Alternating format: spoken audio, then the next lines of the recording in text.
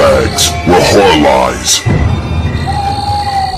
Hey guys, Rob from Georgia with you. It is week 298. I am your Wednesday night host for BodyBags, and tonight I bring you Jordan Downey's 2019 release, The Headhunter.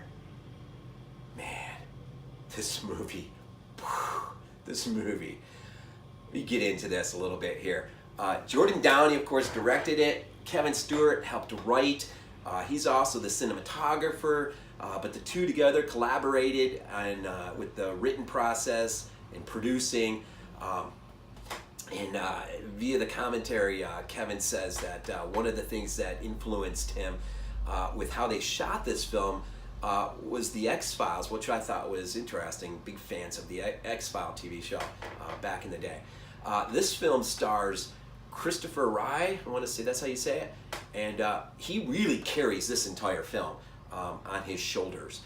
And one other real principal actor, we don't get her a lot, but his daughter Cora Kaufman, she's in a few flashback scenes, but she does play an extremely important piece to this film. The only other person, and they may be uncredited, is a lone archer. We'll get into that.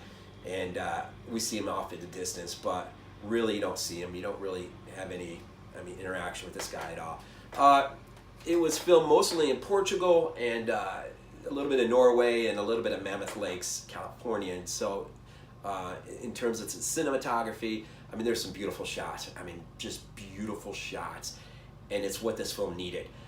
This filmed, let's just get into the plot real quick, in case you didn't see this or haven't seen this yet. Really what we have here is a medieval piece, a horror piece.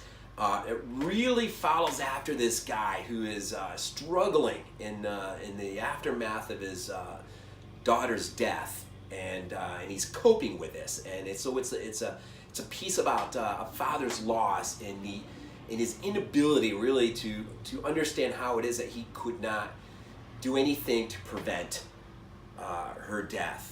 And so he carries this with him, and it's the kind of baggage that this Christopher Rygh, who plays, I believe his name is Dag, which is pretty cool. He does such an awesome job of carrying this, but we're really this film runs an hour and 12 minutes, and we just kind of roll with him in his daily life and what he does every day, the chores and the things that he needs to do in order to maintain his ability to go out and do what he does, which is kill monsters. He's commissioned by the castle. They reach out to him. He never knows when, but there's sort of like a horn, so to speak, that bellows out over the hills, and he hears it, and he goes off to that point where he's supposed to be, and then an archer meets him, throws an arrow, or shoots an arrow into a tree with basically the directions of what they need him to do, what the monster is and where it might be found.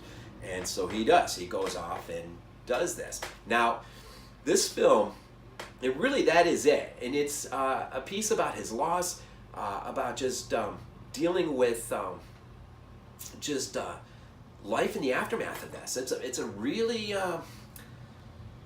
it's a weighty piece if you really let it just kind of rest on you, and if you kind of really just you got to really be in tune with it. But it is the budget was only $30,000 for this film, and so as a result, this film weighs heavy on the use of suggestion, atmosphere, visuals, imagery, costume, the practical effects, what effects are used in terms of showing you some of the wounds that he will get throughout this film. You never actually see the action itself. It's all off screen, but you do see the after effects. So you see him coming back into his home with a bag carrying, one of the many heads from his kill, and they go up on a sort of like a pike on the wall, right?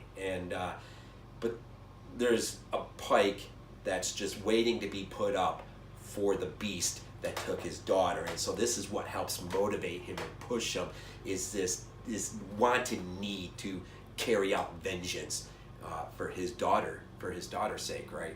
And to ease his own conscience, I guess, or help him to ease. So a lot of work is done in terms of suggestion. I mean, in order to create a believable world, I would say the first 40 or so minutes of this is just, I mean, it's almost masterfully done in terms of creating a believable world through the act of suggestion. And I'll just give you like one idea here.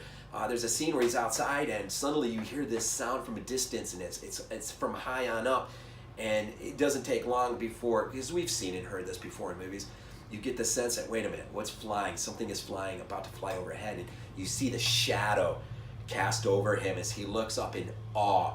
And it doesn't take a neurosurgeon to figure out that a dragon is flying overhead. But you never see the dragon. It's all suggestion, and the use of that is masterfully done in this movie. This movie is a visual feast in terms of just allowing you to kind of walk with him, but yet stay outside of the things that we're customary, I mean, that we watch, like the action of taking down the monster. This won't actually happen till the end.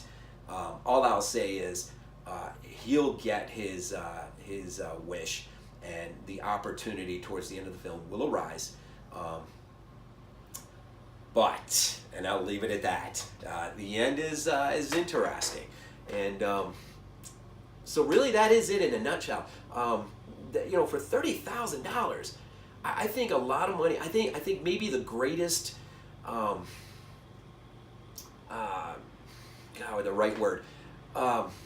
Thing they were able to do, I think, is the costume of Dag, and how he is menacing, man, and he acts through the costume, and so it's just not the costume and how it looks, that Viking sort of, you know, this mythological beast of a man, but his character comes through it as well, and so he really plays this part, and man, he nails it down.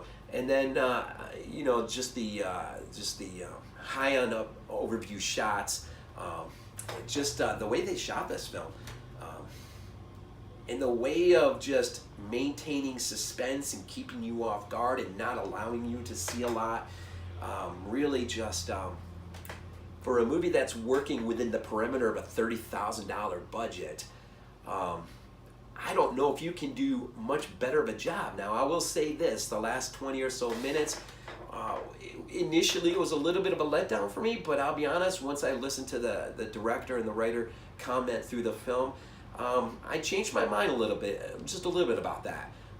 I kind of wish the movie would have ended at one particular spot, yet it moved on into another area, and I was sort of like, yeah, take it or leave it. It was, you know, but overall, I mean, for $12 and change, I mean, this is awesome that we can. I wish this would have got at least a minor theatrical release, that we could have seen this in the theater. But this is a straight to DVD release, and well worth the $12 and change, I think. But if you can VOD this thing, I don't normally do that. Before you buy it, I would just say spend the $12 at Walmart and pick it up, but. VOD it, whatever, somehow get your hands on it and check this out. And this movie demands that you really pay attention. There's a lot of foreshadowing going on in this film. A lot of things, everything in this film is done with intent and purpose. And so it's not just there to be there. I mean, there is a reason for everything in this film. And I was just blown away. And one other neat little trivia piece, I did not know this, but Jordan Downey was actually an intern under Wes Craven. He didn't really talk about it in the commentary or anything, but I just kind of read that somewhere in trivia or whatever. I thought that was interesting. But so 2019, released in the US 2019. I think we can just consider it a 2019 release. And then a Headhunter. And again, vertical release. Yeah, I was blown away just by what they were able to achieve within the parameters of what they had to work with, and I think this movie definitely needs to be seen. It is a great, especially if you appreciate not just low budget in a sense, but independent filmmaking that does it with minimal resources, but does it at a high standard. And you know, in some ways, I think if somebody would have came along at the last second and just dumped a whole bunch of money on this thing, it might not have been as good.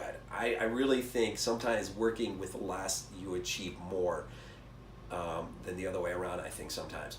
But anyways, The Headhunter, Jordan Downey. If you haven't seen it, you need to, man. This is Rob from Georgia again, and this is Wednesday, and let's go on our way to, we're almost at, not episode, but week 300, and that promises, if you have not seen the post on the many Facebook pages, week 300 promises to be an epic week for BodyBags. And the follow-up to that week promises to be as equally, well, I'll say fun. And if you do not know what I'm really talking about, then you need to go find one of those posts and kind of read up on it. But it promises to be a fun couple weeks. So we'll leave it at that, and check it out. Check it out. As always, go Bills.